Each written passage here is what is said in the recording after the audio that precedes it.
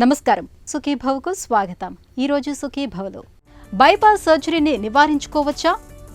ఎముక విరిగితే వెంటనే ఏం చేయాలి? డైటు ఇదే రైటు, యోగాతో కుంగుబాటు మాయం, ఇంకా హెల్త్ టిప్. గుండె జబ్బు అంటే మనందరికీ గుబులే. ఇక బైపాస్ సర్జరీ కూడా తప్పనిసరి అంటే మనసంతా చేదుగా అయిపోతుంది. బైపాస్ లేకుండా గుండె జబ్బు నయమయ్యే మార్గాలు ఏమైనా ఉన్నాయా అని ఆలోచిస్తూ ఉంటాం. నిజానికి గుండె జబ్బు అన్నంత మాత్రాన వెంటనే బైపాస్ అవసరం పడకపోవచ్చు.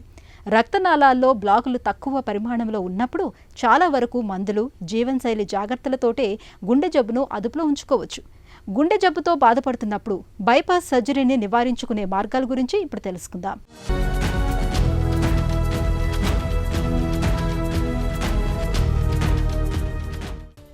మన గుండె పిడికిలి సైజులో ఉండే చిన్ని కండరాల సంచి. తల్లి గర్భంలో ఉన్నప్పుడే పని మొదలుపెట్టి చివరి శ్వాస వరకు లబ్ డబ్మని స్పందిస్తూ శరీరంలోని అణువణువుకు రక్తాన్ని, రక్తం ద్వారా ప్రాణవాయువును, శక్తిని సరఫరా చేసే అతి కీలకమైన అవయవం. ఇంతటి కీలక పనుల్ని నిర్వహించే మన గుండెది అత్యంత అనిశ్చిత పరిస్థితి.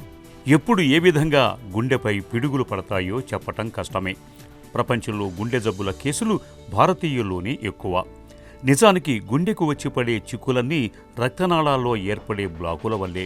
ఈ రకమైన పరిస్థితిని కరోనరీ ఆర్టరీ డిసీజ్ అని, వాడుకలో గుండె జబ్బు అని పిలుస్తారు. రక్తనాళాల్లో అవరోధాలు తలెత్తటానికి రక్తంలో కొలెస్ట్రాల్ శాతం పెరగటంతో పాటు గాడి తప్పిన మన ఆహారపు అలవాట్లు, తగ్గిపోయిన శారీరక శ్రమ, మద్యపానం, ధూమపానం లాంటి అలవాట్లు, ఒత్తిళ్లు, ఆందోళనలు, బద్ధకపు జీవనశైలి ఇవన్నీ కారణాలే అంటారు డాక్టర్లు. ఇప్పుడు మనం తరచూ వినేది ఏంటంటే, చాలామంది వార్తల్లో విన్న, సోషల్ మీడియాలో ఉన్న అందరూ గుండె జబ్బులకి ఎక్కువ అవుతున్నాయి, అందరూ చాలామంది హార్ట్ అటాక్లో చనిపోతున్నారు. అసలు గుండె జబ్బులు ఎందుకు ఎక్కువైనాయి? ఇండియాలో 25-30% అర్బన్ ఏరియాలో, 15-20% రూరల్ ఏరియాస్లో హార్ట్ డిసీజ్ అనేది ప్రివిలెన్స్ బాగా పెరిగిపోయింది. దీనికి గల కారణాలు ఏంటి అంటే, ఇప్పుడున్న జీవనశైలి వల్ల. అందులో ముఖ్యమైన కారణాలు, చాలామంది పేషెంట్స్కి షుగర్, బీపీ, కొలెస్ట్రాల్ ఎక్కువ ఉండటం, స్మోకింగ్ హ్యాబిట్ ఉండటం, ఒబెసిటీ అంటే ఊబకాయము, ఫిజికల్ యాక్టివిటీ లేకపోవటం, ఇవన్నీ కూడా ముఖ్యమైన కారణాలు. మిగతా హార్ట్ డిసీజ్ మిగతా కారణాలు ఏంటి అంటే, వాల్వర్ హార్ట్ డిసీజెస్ అంటే హార్ట్ కవటాలు ఇన్ఫెక్షన్ రావటం వల్ల కానీ, కవటాలు లీక్ అవ్వటం వల్ల కానీ, లేకపోతే కంజెనిటల్ హార్ట్ డిసీజ్ పుట్టుకతో వచ్చిన హార్ట్ ప్రాబ్లమ్స్, ఇవన్నీ కూడా హార్ట్ డిసీజెస్కి ముఖ్యమైన కారణాలు. గుండెకు రక్తాన్ని సరఫరా చేసే ప్రధానమైన 3 రక్తనాళాలు అడ్డంకులతో పూర్తిగా పూడుకుపోయినప్పుడు గుండెకు రక్త సరఫరా సరిగా జరగదు. ఇలాంటప్పుడు కొద్దిపాటి పనిచేసినా, ఆహారాన్ని ఎక్కువగా తీసుకున్నా, చివరికి విశ్రాంతి సమయాల్లోనూ గుండెలో నొప్పి, ఆయాసం వచ్చేస్తుంటాయి. మందులు వాడుతున్నా పెద్దగా ఉపయోగం ఉండదు. ఇలాంటి పరిస్థితుల్లో స్టెంట్ లేదా బైపాస్ సర్జరీ చేసి గుండెకు రక్త సరఫరాను పునరుద్ధరించాల్సి ఉంటుంది. అయితే ఎవరికి స్టెంట్ వేయాలి, ఎవరికి బైపాస్ అవసరం అన్నది రక్తనాళాల్లో బ్లాకుల తీవ్రత, అవి ఏర్పడిన చోటుపై ఆధారపడి ఉంటుంది. బ్లాకు తీవ్రత ఎక్కువగా ఉన్నప్పుడు చాలా వరకు స్టెంట్ వేస్తుంటారు. వయసు ఎక్కువగా ఉండి గంటల తరబడి ఎనస్థీషియాను తట్టుకోలేని వారికి తప్పనిసరిగా బైపాస్ చేస్తుంటారు. అయితే ఎవరికి స్టెంట్, ఎవరికి బైపాస్ అన్నది రోగి శారీరక స్థితి, ఇతర ఆరోగ్య పరిస్థితులను పరిగణలోకి తీసుకొని డాక్టర్లు నిర్ణయం తీసుకుంటారు. గుండె జబ్బుకి బైపాస్ ఎప్పుడు అవసరం అంటే, మనకి గుండెకి కుడివైపు ఒక రక్తనరం, ఎడమవైపు 2 రక్తనరాలనే ఉంటాయండి. అందులో బైపాస్ ఎప్పుడు అవసరం అంటే, severe critical triple vessel disease అంటే అన్ని రక్తనాళాల్లో క్రిటికల్ బ్లాక్స్ అంటే 80-90% పైన బ్లాక్స్ 3 రక్తనరాల్లో ఉండటం. ఇంకోటి left main coronary artery disease అంటారు. లెఫ్ట్ మెయిన్ కొర్నరీ ఆర్టరీ డిసీజ్లో తీవ్రమైన బ్లాక్స్ ఉండటం వల్ల ఉన్నప్పుడు ఈ 2 కారణాలు, severe critical triple vessel disease are severe left main disease, ఈ 2 సిచ్యువేషన్స్ అప్పుడు మనం బైపాస్కి వెళ్తాం. బైపాస్కి వెళ్లకుండా గుండె ఆరోగ్యం కాపాడుకోవచ్చు అంటే, అవును, మీ చేతిలోనే ఉంది. అది ఎలా అంటే, ఇందాక మీకు చెప్పాను కదా, గుండె జబ్బులకి మెయిన్ కారణాలు షుగర్ కంట్రోల్లో పెట్టుకోవాలి, రెగ్యులర్ హెల్త్ చెకప్స్ చేసుకోవాలి, బీపీ ఉన్న పేషెంట్స్ బీపీ కంట్రోల్లో పెట్టుకోవాలి, ఉప్పు తగ్గించి తినాలి, తర్వాత కొలెస్ట్రాల్ ఎక్కువ ఉన్న పేషెంట్స్ కొలెస్ట్రాల్ అదుపులో పెట్టుకోవాలి, ఇంకోటి ఒబెసిటీ అండ్ ఫిజికల్ ఇన్యాక్టివిటీ అంటే ఊబకాయము, అసలు యాక్టివిటీ లేని వాళ్ళలో వెయిట్ కంట్రోల్లో పెట్టుకోవటం, ఫిజికల్ యాక్టివిటీ పెంచుకోవటం, ఇవన్నీ చేస్తే బైపాస్కి వెళ్లకుండా మనం నివారించవచ్చు. మన భారతీయుల గుండె మొదటి నుండి కూడా అత్యంత అభద్రతకు చిరునామా అని వైద్య సర్వేలు చెబుతున్నాయి. మనలో చాలామందికి ఉన్న నమ్మకం ఏమిటంటే గుండె జబ్బులు వచ్చే వరకు వాటిని పసిగట్టడం కష్టమని అనుకుంటారు. నిజానికి అది ఒట్టి నమ్మకం మాత్రమేనంటారు డాక్టర్లు. ఈ చిక్కులను నివారించుకునేందుకు తరచూ రక్త పరీక్షను, శరీరంలో కొవ్వుల శాతాన్ని తెలిపే లిపిడ్ ప్రొఫైల్ పరీక్షలను చేయించుకుంటూ ఉండటం గుండె భవిష్యత్ ఆరోగ్యం దృష్ట్యా ఆవశ్యకమని చెబుతారు నిపుణులు. అలాగే ఇప్పటికే గుండె జబ్బుతో బాధపడుతున్నప్పుడు, కుటుంబంలో గుండెపోటు చరిత్ర ఉన్నప్పుడు డాక్టర్ సలహా మేరకు నిత్యం ఆస్పిరిన్ను నిర్ణీత మోతాదులో తీసుకోవటం మేలు. మన బాడీలో టోటల్ కొలెస్ట్రాల్, ట్రైగ్లిజరైడ్స్, ఎల్డిఎల్ అనేవి బ్యాడ్ కొలెస్ట్రాల్, హెచ్డిఎల్ అనేది గుడ్ కొలెస్ట్రాల్. సో మనం కొలెస్ట్రాల్ తగ్గించుకోవటానికి మనం టోటల్ కొలెస్ట్రాల్, ఎల్డిఎల్, ట్రైగ్లిజరైడ్స్ అనేవి తగ్గించుకోవాలి, హెచ్డిఎల్ అనేది పెంచుకోవాలి. వీటికి ఎలా తగ్గించుకోవచ్చు అంటే 2 రకాల మార్గాలు. ఒకటి లైఫ్ స్టైల్ మోడిఫికేషన్ అనేది చాలా ఇంపార్టెంట్. సెకండ్ది డ్రగ్స్. లైఫ్ స్టైల్ మోడిఫికేషన్స్ ఎలా అంటే ఫస్ట్లోది మనకు వచ్చేది డైట్లో మనము సాచ్యురేటెడ్ ఫ్యాటీ యాసిడ్స్ అంటే రెడ్ మీట్, బీఫ్, మటన్ ఇవి తినకూడదు. ఇంకోటి high fat dairy products, fat ఎక్కువ ఉండే డైరీ ప్రొడక్ట్స్ తగ్గించుకోవాలి. తర్వాత ట్రాన్స్ ఫ్యాటీ యాసిడ్స్ని తగ్గించుకోవాలి. ట్రాన్స్ ఫ్యాటీ యాసిడ్స్ అంటే ప్రాసెస్డ్ ఫుడ్స్, ఈ ఆయిల్ ఫుడ్స్, ఈ జంక్ ఫుడ్స్ అంటారు కదా, ఇవి బేకరీ ఐటమ్స్, ఇవన్నీ తగ్గించి తినాలి. ఇంకోటి refined products and sugars, refined products అనేది మన కొలెస్ట్రాల్ని చాలా పెంచుతాయి. సో ఇవి తగ్గించుకోవాలి. ఇవి తగ్గించుకోవటం వల్ల మనకి టోటల్ కొలెస్ట్రాల్ తగ్గుతుంది, ఎల్డిఎల్ కూడా తగ్గుతుంది. తర్వాత ఫ్రూట్స్ అండ్ వెజిటేబుల్స్ ఎక్కువ మన ఆహారంలో ఇన్వాల్వ్ చేసుకోవాలి. ఇంకొకటి ఒమేగా 3 ఫ్యాటీ యాసిడ్స్ అంటే ఫిష్ ఆయిల్, ఫ్లాక్స్ సీడ్స్ అంటే అవిసె గింజలు, ఇవి ఎక్కువ తీసుకోవాల్సి వస్తుంది. ఇంకోటి గుడ్ ఫ్యాట్స్ అంటే ఆలివ్ ఆయిల్, అవకాడోస్, ఇవి గుడ్ ఫ్యాట్స్ అంటారు. ఇవి తీసుకోవటం వల్ల కూడా మనకి ట్రైగ్లిజరైడ్స్ అనేవి తగ్గుతాయి. సో ఇవి కూడా మన డైట్లో ఎక్కువ ఉంచుకోవాలి. నెక్స్ట్ డైట్ అయిపోయాక ముఖ్యమైనది ఎక్సర్సైజ్. మనం compulsory per day at least 30 to 45 minutes regular are moderate intensity exercise అంటే వాకింగ్ కానీ, జాగింగ్, స్కిప్పింగ్ ఇలాంటి యాక్టివిటీస్ రెగ్యులర్గా చేసుకోవాలి. మన వెయిట్ని కంట్రోల్లో పెట్టుకోవాలి. ఇంకోటి ఆల్కహాల్ అలవాటు ఉండే వాళ్ళల్లో ట్రైగ్లిజరైడ్స్ అనేవి చాలా ఎక్కువ ఉంటాయి. సో ట్రైగ్లిజరైడ్స్ అదుపులో పెట్టుకోవటానికి ఆల్కహాల్ అలవాటు ఉన్న వాళ్ళు ఆల్కహాల్ అనేది మానేయటం కానీ, ఇఫ్ నాట్ అట్లీస్ట్ కంట్రోల్లో ఉంచుకోవాలి. తర్వాత లైఫ్ స్టైల్ మోడిఫికేషన్స్ అయిపోయాక నెక్స్ట్ది మనకి డ్రగ్స్లో మనకి స్టాటిన్స్ అనేవి main important cholesterol lowering drugs. ఇప్పుడు మనం life style modifications drugs start చేసాం మనం కొలెస్ట్రాల్ ఎక్కువ ఉందని. సో ఇనీషియల్గా ఫస్ట్ 3 months ఒకసారి డయాగ్నోస్ అయ్యాక మనం ఒక లైఫ్ స్టైల్ కానీ డ్రగ్స్ కానీ మనం స్టార్ట్ చేశాక ఫస్ట్ 3 months తర్వాత మళ్ళీ చెక్ చేసుకోవాలి. వన్స్ మన కొలెస్ట్రాల్ లెవెల్స్ స్టెబిలైజ్ అయ్యాక ఇయర్లీ వన్స్ అనేది మనం చెకప్ చేయించుకోవాల్సి వస్తుంది. గుండెను ఆరోగ్యంగా ఉంచుకునేందుకు జీవనశైలి మొదలుకొని ఆహారం, అలవాట్లు, వ్యాయామం వరకు ప్రత్యేకంగా జాగ్రత్తలు తీసుకోవాలి. కొవ్వు పదార్థాలకు దూరంగా ఉంటూ సమతులాహారాన్ని తీసుకోవాలి. నిత్యం కనీసం గంటపాటైన వ్యాయామం చేయటాన్ని అలవాటు చేసుకోవాలి. నడి వయసులోకి వచ్చాక తరచూ బీపీ, కొలెస్ట్రాల్, షుగర్ పరీక్షల్ని చేయించుకుంటూ ఉండాలి. ఇప్పటికే హై బీపీ, షుగర్ ఉన్నట్లయితే క్రమం తప్పకుండా మందులు వాడుతూ చక్కగా అదుపులో ఉంచుకోవాలి.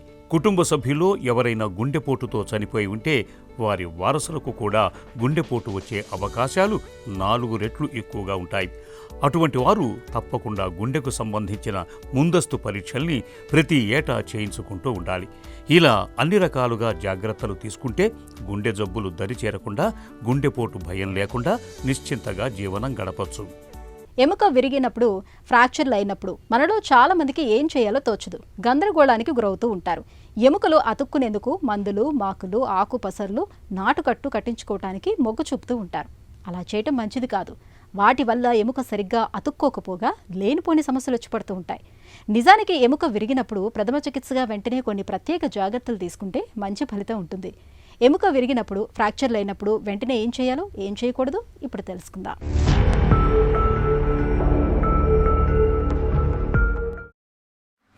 ప్రమాదాలు జరిగినప్పుడు లేదా ఎత్తైన ప్రదేశం నుండి క్రింద పడినప్పుడు ఎముకలు విరిగిపోతుంటాయి. ఎక్కువగా చేతులు, కాళ్ల ఎముకలు ఇలా విరుగుతుంటాయి.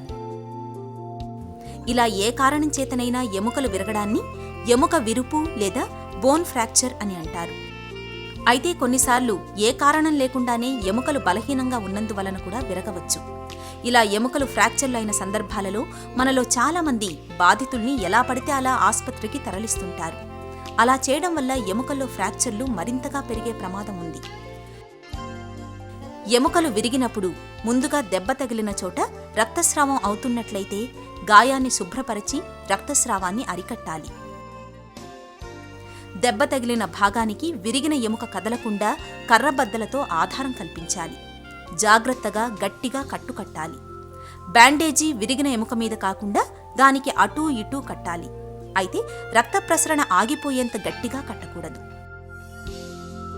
ఎముక విరిగిన భాగాన్ని కాస్త ఎత్తులో ఉండేలా కింద దిండును ఉంచాలి. నొప్పి మరీ తీవ్రంగా ఉందని చెబుతున్నప్పుడు ఐస్ ప్యాక్తో కాపడం పెట్టడం మేలు. బాధితుల్ని చదునుగా ఉండే చెక్కబల్ల వంటి వాటిపై పడుకోబెట్టి సాధ్యమైనంత త్వరగా ఆసుపత్రికి తీసుకెళ్లాలి. ఫిట్గా ఉండేందుకు డైటింగ్ చేయటం అనేది మనలో చాలా మందికి పరిపాటే. అయితే డైటింగ్ మొదలుపెట్టినప్పుడు బంధుమిత్రుల్లో చాలామంది అది తిను, ఇది తిను, పలానా ఆహారం ఎక్కువ తీసుకో అని అడగకుండానే పలు సలహాలు ఇచ్చేస్తూ ఉంటారు. కానీ డైటింగ్లో ఏం చేయకూడదో చెప్పరు. నిజానికి ఏ తరహా డైటింగ్లో అయినా సరే ఖచ్చితంగా పాటించాల్సిన ప్రాథమిక సూత్రాలు కొన్ని ఉంటాయి. వాటిని పాటించినప్పుడే డైటింగ్ తాలూకు ఫలితాలు లభిస్తాయని చెబుతారు నిపుణులు. డైటింగ్లో తప్పనిసరిగా పాటించాల్సిన జాగ్రత్తల గురించి ఇప్పుడు తెలుసుకుందాం.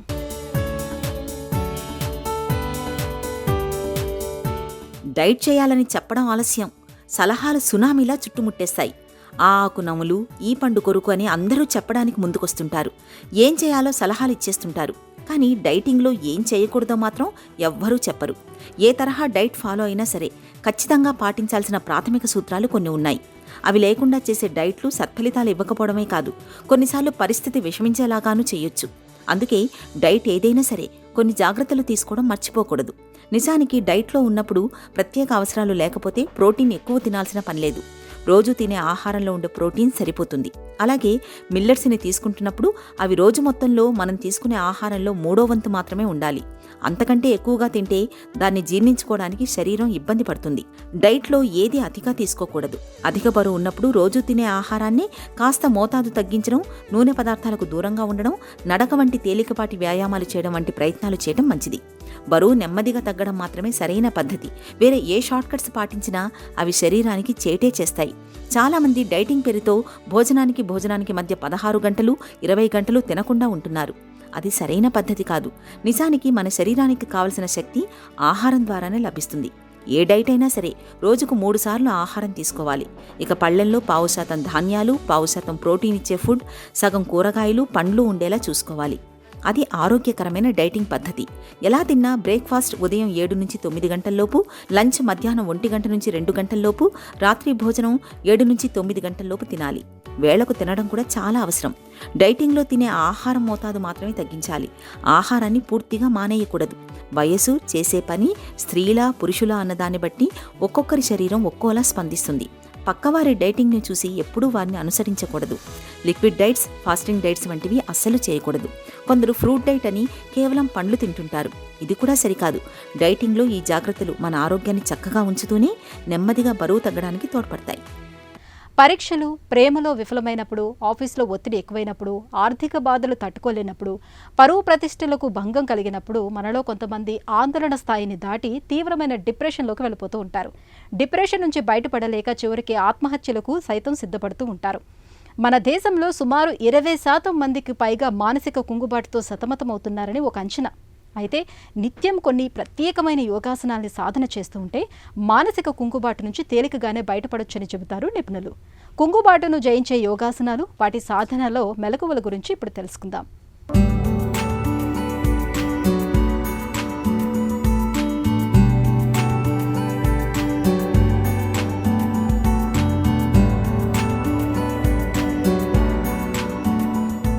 ఈరోజు మనం తెలుసుకోబోతున్నాం డిప్రెషన్కి సంబంధించినటువంటి కొన్ని ప్రత్యేకమైనటువంటి యోగాసనాలు, ప్రాణాయామాలు చేసి ఏ విధంగా పూర్తిగా డిప్రెషన్ తొలగించుకోవాలి.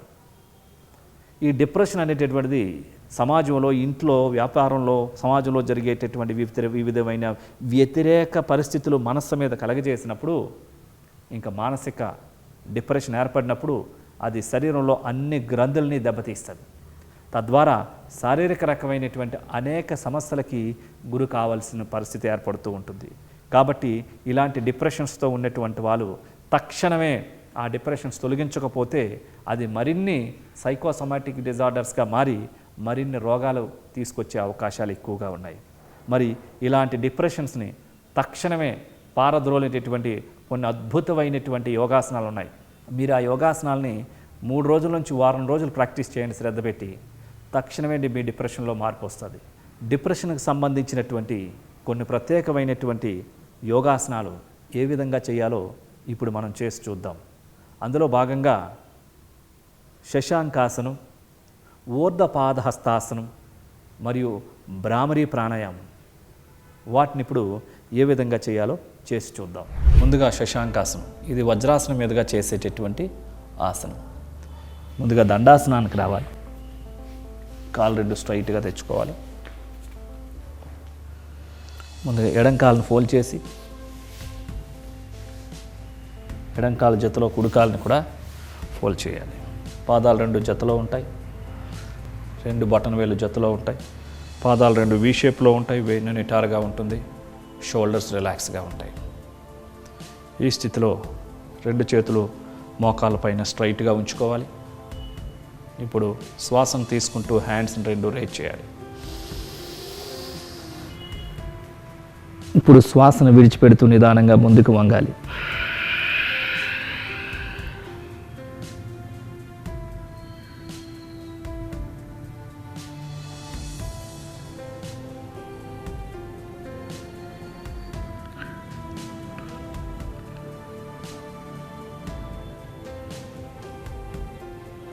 ఇప్పుడు నిదానంగా మరలా పైకి రావాలి.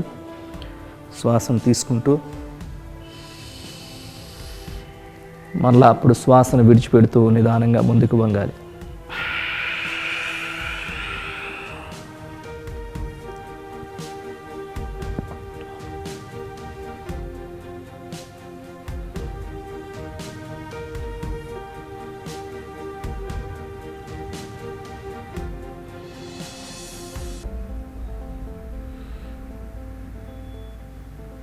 ఇప్పుడు నిదానంగా పైకి రావాలి. శ్వాసను తీసుకుంటూ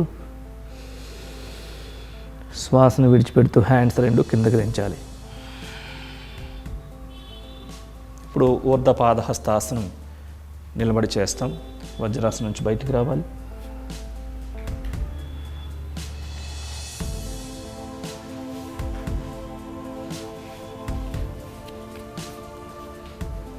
పాదాలు 2 జతలో ఉంటాయి.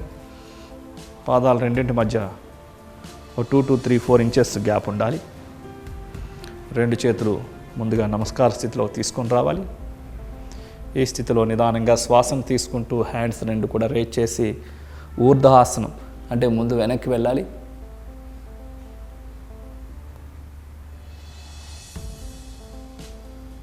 ఇప్పుడు శ్వాసను విడిచిపెడుతూ నిదానంగా ముందుకు వంగాలి.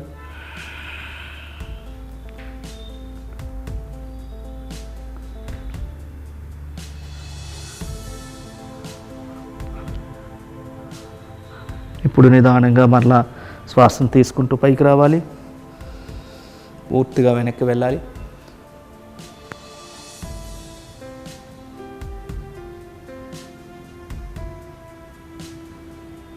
ఇప్పుడు శ్వాసను విడిచిపెడుతూ నిదానంగా ముందుకు వంగాలి. పాదహస్తాసన భంగిమలో హస్తాలతో పాదాలను పట్టుకోవాలి.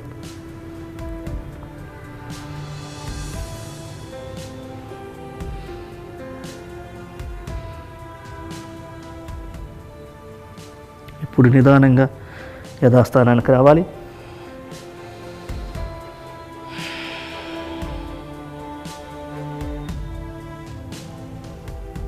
ఇప్పుడు భ్రామరీ ప్రాణాయామం చేద్దాం.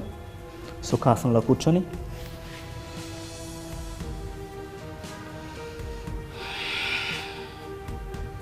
2 హస్తాల్ని చిటికిన వేలుతో పెదవి కింద, ఉంగరపు వేలును పెదవి పైన, నోస్ పై భాగంలో మధ్య వ్రేలును,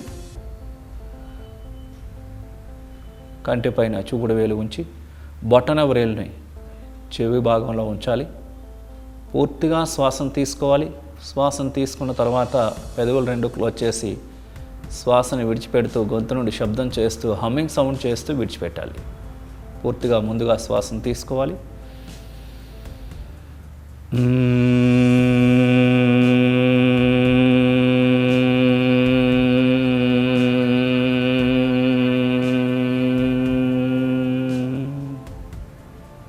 మరొకసారి పూర్తిగా శ్వాసను తీసుకోవాలి.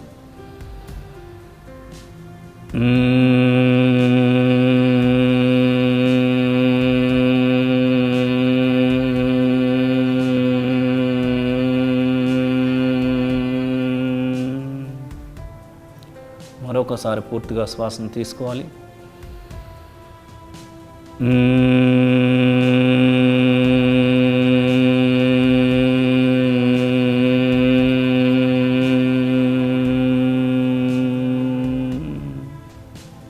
శ్వాసను విడిచిపెట్టిన తర్వాత చెవుల భాగం నుంచి బొటన వేలు రిలీజ్ చేసి 2 చేతుల్ని రిలీజ్ చేయాలి.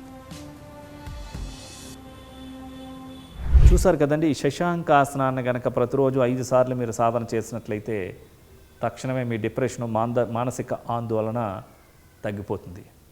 వీటితో పాటుగా ఈ ఊర్ధహస్తాసన, పాదహస్తాసన, ఈ ఊర్ధ పాదహస్తాసనం కూడా మీ మైండ్ మీద చాలా అద్భుతమైన మార్పును తీసుకొని వస్తుంది. తక్షణమే మీ మానసిక ఆందోళనని, మానసిక ఉద్వేగాలను తగ్గించడంలో ఈ యొక్క బ్యాక్వర్డ్ ఫార్వర్డ్ బెండింగ్ అనేటటువంటిది బ్రెయిన్ మీద చాలా అద్భుతమైన ప్రభావాన్ని కలుగజేస్తాయని కొన్ని ప్రయోగాల ద్వారా నిరూపితమైంది. కాబట్టి ఈ ఊర్ధ పాదహస్తాసనాన్ని చక్కగా 10 సార్లు దీన్ని చేస్తున్నట్లయితే, ఈ భ్రామరీ ప్రాణాయామాన్ని 10 నుంచి 20 సార్లు ప్రాణాయామం చేసినట్లయితే తక్షణమే మీ మైండ్లో ఉన్న నెగటివ్ ఎనర్జీ తొలగిపోయి డిప్రెషన్స్ నుంచి మీరు పూర్తిగా దూరం కావచ్చు. ఒక చిన్న చిట్కా మీకోసం. తరచూ మూత్రంలో మంటతో బాధపడుతున్నప్పుడు ప్రతిరోజు ఉదయాన్నే ఒక గ్లాసుడు గోరువెచ్చటి నీటిలో కొద్దిగా తేనెను కలుపుకొని తాగడాన్ని అలవాటు చేసుకోండి. మూత్రనాళ ఇన్ఫెక్షన్ల నుంచి మంచి ఉపశమనం లభిస్తుంది.